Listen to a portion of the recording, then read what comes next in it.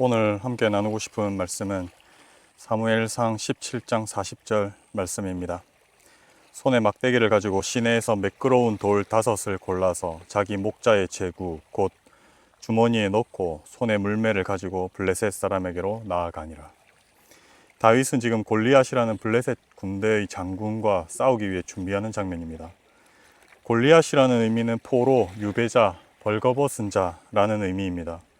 골리앗은 거인이었고 어려서부터 용맹한 사람이었다고 성경은 기록하고 있습니다.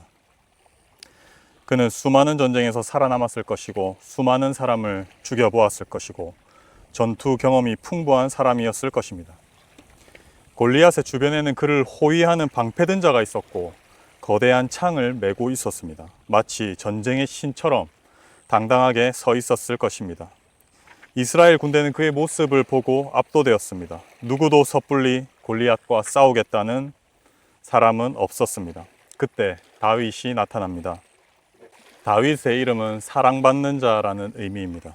그는 이새의 막내 아들이며 양을 치는 목자였습니다. 어려서부터 하나님의 선택하심을 받아서 사무엘에게 기름 부음을 받았고 그때부터 여호와의 영에 감동되어 살던 자였습니다. 장차 이스라엘의 왕이 될 자였고 하나님의 사랑을 받는 자였습니다. 그는 용모가 아름다웠고 소년 같아 보였지만 그는 하나님을 의지하는 용사였습니다. 본문 34절에 다윗이 사울에게 말하되 주의 종이 아버지의 양을 지킬 때에 사자나 곰이 와서 양떼에서 새끼를 물어가면 내가 따라가서 그것을 치고 그 입에서 새끼를 건져내었고 그것이 일어나 나를 해하고자 하면 내가 그 수염을 잡고 그것을 쳐 죽였나이다. 그는 용기 있고 용맹한 목자였습니다. 자신의 양을 지킬 줄 아는 자였습니다. 자신의 양을 물어가는 것이 있다면 그것이 무엇이든지 목숨 걸고 쫓아가 싸우는 자였습니다. 이런 다윗의 모습에서 여러분은 무엇이 보이십니까? 저는 예수 그리스도의 그림자가 보입니다. 누가복음 15장 4절에 너희 중에 어떤 사람이 양 100마리가 있는데 그 중에 하나를 잃으면 99마리를 들에 두고 그 잃은 것을 찾아내기까지 찾아다니지 아니하겠느냐. 자신의 양을 죽기까지 사랑하셨던 예수 그리스도, 자신의 양을 찾기 위해 목숨까지 내어놓으시는 예수님의 모습이 다윗에게 보이지 않습니까? 그곳이 사망의 음침한 골짜기라 하더라도 끝까지 구하러 오시는 분이 우리의 구원자 예수님이십니다. 이 다윗은 모두가 무서워하던 골리앗 앞에서 전혀 주눅들지 않았습니다. 이유는 하나입니다.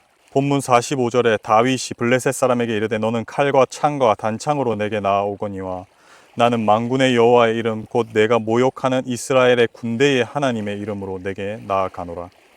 다윗은 만군의 여호와의 이름으로 골리앗에게 나아갔습니다. 그는 여호와의 이름을 완전히 믿었습니다. 여호와가 골리앗을 넘어뜨리실 것이며 죽이실 것이며 공중의 새와 땅의 들짐승의 먹이가 되게 하실 것을 믿었습니다. 자신의 손에는 칼도 없고 단창도 없었지만 여호와의 이름을 의지하여 골리앗의 목을 베겠다고 장담하는 것입니다. 다윗은 전쟁이 여호와께 속한 것이며 이 전쟁은 반드시 승리할 것이라는 것을 믿었습니다. 그리고 다윗이 준비한 것은 막대기와 돌을 담는 작은 주머니와 강가에서 주운 매끄러운 돌 5개 뿐이었습니다. 준비물은 이것이 다였습니다. 다윗은 그것이면 충분하다고 믿었습니다. 보통 전쟁을 준비하는 부대는 가장 먼저 챙기는 것이 탄약입니다. 그리고 가장 먼저 생산하는 것도 탄약입니다. 탄약이 없으면 공격을 할 수 없습니다. 그러나 다윗은 돌멩이 5개만 주었습니다. 10개 아니 20개를 준비해도 부족할 것 같은데 5개만 준비했습니다. 돌멩이가 과연 저 방패를 뚫고 갑옷을 뚫고 골리앗에게 피해를 입힐 수 있을까라는 고민 따위는 하지 않았습니다.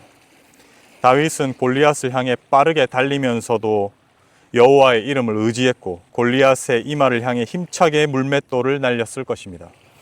그러자 그 돌 하나가 누구도 이길 수 없을 것 같았던 거대한 골리앗을 쓰러뜨렸습니다. 죄를 짓다라는 의미의 헬라어는 하마르타노라고 합니다. 이것의 뜻은 관역을 벗어나다, 빗나가다, 길을 잃다 라는 의미입니다. 바라봐야 할 곳을 바라보지 않고 가야 할 곳을 바라보지 않고 다른 곳을 본다는 의미입니다. 우리가 바라봐야 할 것이 무엇입니까? 살아가면서 우리는 어디에 우리의 시선을 집중해야 합니까? 바로 하나님입니다. 하나님에게서 우리의 시선을 떼어 다른 곳을 바라보는 것이 죄를 짓는 것입니다. 다윗은 하나님께 시선을 집중했습니다. 만약 다윗이 골리앗에게 집중했다면 그는 거대한 몸집과 무서운 얼굴, 그를 둘러싼 수많은 방패와 거대한 창에 공격하기도 전에 죽음에 대한 근심과 걱정으로 스스로 무너졌을지도 모릅니다. 이쯤에서 저는 베드로가 떠올랐습니다. 베드로도 거대한 파도와 폭풍 가운데서도 예수님의 얼굴에 집중했을 때 바다를 걸을 수 있었습니다. 주변의 환경이 어떠하든지 예수님께 집중하면 바다를 걸을 수 있는 것입니다. 바라봐야 할 것을 바라봐야 합니다. 하나님 외에 그 무엇도 우리를 구원할 수 없습니다. 하나님께만 시선을 집중하면 우리는 거대한 파도도 거대한 골리앗도 이길 수 있습니다. 죄가 우리를 넘어서지 못할 것입니다. 그럼에도 죄는 끈질기게 우리에게 달라붙습니다. 골리앗을 넘어뜨린 다윗조차도 그 시선을 아름다운 여인 밧세바에게 빼앗기고 기다렸다는 듯이 죄는 다윗을 삼켰습니다. 베드로도 거대한 파도의 시선을 빼앗기고 바다에 빠졌습니다. 다윗조차도 베드로조차도 넘어서지 못한 죄를 내가 넘어설 수 있다고 생각하는 것은 교만입니다. 구독자 여러분, 이런 연약한 우리를 위해 지금도 하나님께 간구하는 분이 있습니다.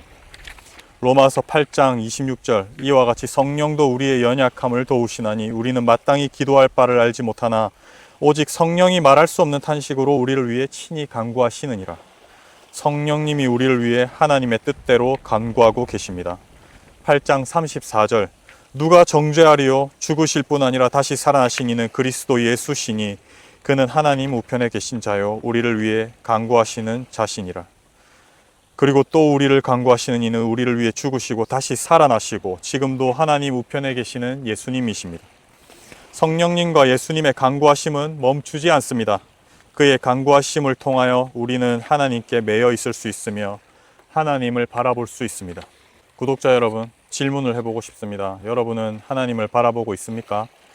거대한 골리앗을 바라보고 있습니까? 아니면 베드로처럼 매서운 바람과 거대한 파도를 바라보고 있습니까? 여러분은 노후가 걱정되지 않습니까?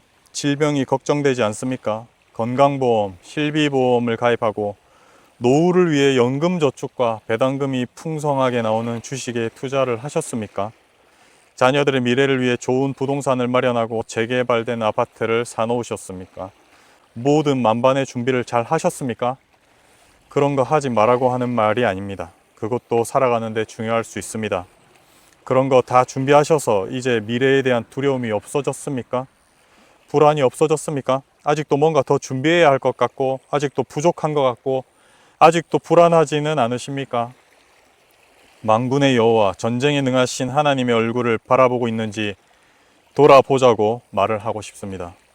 우리가 아무리 미래를 위해 질병과 노후와 은퇴와 자녀를 위해서 모든 것을 준비해 놓았다고 하더라도 그것이 우리를 지켜주지 못합니다. 그것이 우리를 죽음에서 건져주지 못합니다. 그 보험이 경제적 부담을 덜어줄 수는 있을지라도 나를 죽음에서 건져낼 수는 없습니다. 내 육체의 비참함을 해결해 줄 수는 없습니다. 구독자 여러분, 우리가 우리 몸을 지키기 위해 방패와 보호막과 장벽을 쌓고 온갖 강력한 무기와 튼튼한 갑옷으로 철저하게 무장하고 완벽하게 훈련된 군사를 준비해서 적과 싸울 준비를 하고 있더라도 여호와의 이름이 없다면 우리는 스스로 골리앗이 되고 있는 것입니다. 그러나 내가 가진 힘을 내려놓고 덜어내고 깎아내고 그리고 온전히 주님의 이름을 믿을 때 우리는 다윗이 되어갈 수 있는 것입니다. 그때 하나님이 나의 방패가 되어주시고 보호막이 되시고 갑옷이 되시고 완벽한 아군이 되시고 적과 싸워주시는 것입니다. 다윗이 골리앗에게 나아갈 때 그에게 사울왕은 자신의 군복을 입히고 노트구를 씌우고 그 갑옷과 칼을 주었습니다. 그러나 다윗은 그것을 입지 않고 돌려줍니다. 자신에게 맞지 않았고 거추장스러웠고 불편했기 때문입니다. 만약 저에게 그런 것이 주어졌다면 저는 입었을 것입니다. 왕의 투구와 갑옷을 입은 나는 마치 대장이 된 것 같고 왕이 된 것 같아 보일 것입니다. 멋있어 보였을 것입니다. 내 옷이 아닌 것 같고 불편하지만 왕이 내린 값진 그 갑옷을 입고 싸웠을 것 같습니다. 그러나 다윗에게는 그런 것들이 쓸데없었습니다. 사울의 갑옷도 칼도 전쟁의 불안과 두려움을 절대 막을 수 없습니다. 그는 만군의 여호와의 이름이면 좋겠습니다. 구독자 여러분, 여러분은 지금 무엇을 입고 있습니까? 자신에게 맞지 않은 화려한 군복과 왕의 갑옷과 값진 칼입니까? 그것은 사울의 것이지 여러분의 것이 아닙니다. 전쟁에 이기고 싶습니까? 구원받고 싶습니까? 그 무거운 갑옷을 내려놓아야 합니다. 여러분에게 맞지 않은 그 무거운 옷을 버리시기 바랍니다. 여러분에게는 만군의 여호와의 이름과 돌멩이 5개면 충분합니다. 구독자 여러분, 마지막으로 이 말씀을 드려보고 싶습니다. 다윗은 참 신비한 사람이 아닙니까? 어린 나이에 하나님을 어떻게 이렇게 의지할 수 있는지, 그리고 어떻게 이렇게 용감할 수 있는지, 어떻게 이렇게 담대할 수 있고, 어떻게 이렇게 겸손할 수 있는지 궁금하지 않으십니까? 그리고 그 반대로 이렇게 하나님을 의지하던 다윗이 어떻게 밧세바라는 여인과 불륜을 저지를 수 있는지, 어떻게 자신의 충성스러운 부하 우리야 장군, 곧 밧세바의 남편을 그렇게 비참하게 죽일 수 있는지, 그것이 궁금하지 않으십니까? 인간은 죄인일 뿐이며 인간이 우리를 구원할 능력이 없고 자신의 힘으로 절대 죄를 극복할 수 없다는 것을 다윗은 보여주는 것 아니겠습니까? 우리가 의지해야 할 것을 의지합시다. 바라봐야 할 것을 바라봅시다. 하나님의 이름을 의지합시다. 예수님의 십자가, 그 십자가에서 흘리신 피를 의지합시다.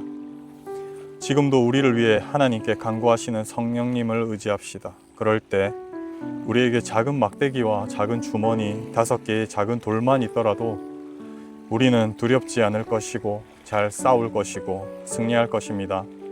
힘을 냅시다. 용기를 냅시다. 내 앞에 서 있는 골리앗을 바라보지 맙시다. 나를 덮쳐오는 그 거대한 파도를 바라보지 맙시다. 하나님을 봅시다. 하나님의 이름만을 의지합시다. 그럼 우리는 함께 승리할 것입니다.